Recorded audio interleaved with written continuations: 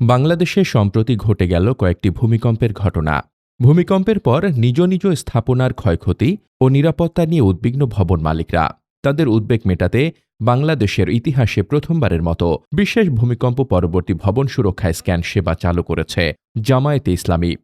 বর্তমানে এই সেবা রাজধানী ঢাকার 2 সিটি কর্পোরেশন এবং পার্শ্ববর্তী এলাকায় দেওয়া হচ্ছে।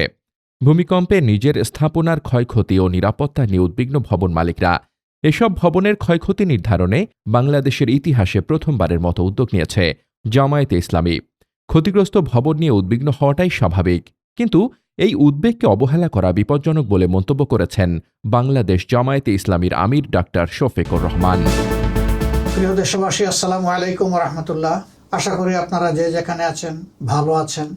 ভবনের ক্ষয়ক্ষতি নির্ধারণে জামায়াতে ইসলামীর প্রকৌশল বিভাগ অভিজ্ঞ সিভিল ও স্ট্রাকচারাল ইঞ্জিনিয়ারদের নিয়ে একটি বিশেষ ভূমিকম্প পরবর্তী ভবন সুরক্ষা স্ক্যান সেবা চালু করেছে। ঢাকা সিটি কর্পোরেশন এবং তার আশপাশের এলাকায় বর্তমানে এই সেবা দেওয়া হচ্ছে। এ মাসের 21 তারিখ সকাল 10:38 ঢাকা সহ দেশের বিভিন্ন জায়গায় প্রবল ভূমিকম্প অনুভূত হয়। কিছু সংখ্যক ঘরবাড়ি হেলে পড়েছে, কিছু সংখ্যক ঘরবাড়ি হেলে না পড়লেও তার ক্ষতি হয়েছে, কোথাও ফাটল ধরেছে। এক্ষেত্রে কৌশলগত সহযোগিতা দেওয়ার জন্য বাংলাদেশ জামায়াত ইসলামী দক্ষ প্রকৌশলীদের নিয়ে একটি কার্যকর টিম গঠন করেছে। কোনো স্থাপনায় ফাটল বা দৃশ্যমান ক্ষতি, ভবন হেলে যাওয়া বা বেঁকে যাওয়া, অস্বাভাবিক শব্দ বা কম্পন দেখা গেলে তাৎক্ষণিক বিশেষজ্ঞ মূল্যায়ন অপরিহার্য বলে জানিয়েছেন জামায়াতে ইসলামীর আমির। ভূমিকম্প পরবর্তী ভবন সুরক্ষা স্ক্যান সেবার অধীনে ভবনের প্রাথমিক ঝুঁকি মূল্যায়ন থেকে শুরু করে নিরাপত্তা নির্দেশনা ও জরুরি করণীয় সম্পর্কে পরামর্শ এবং প্রয়োজন বোধে এক্সপার্ট প্যানেলের যাচাইকৃত ফাইনাল রিপোর্ট দেওয়ার ব্যবস্থা রাখা হয়েছে।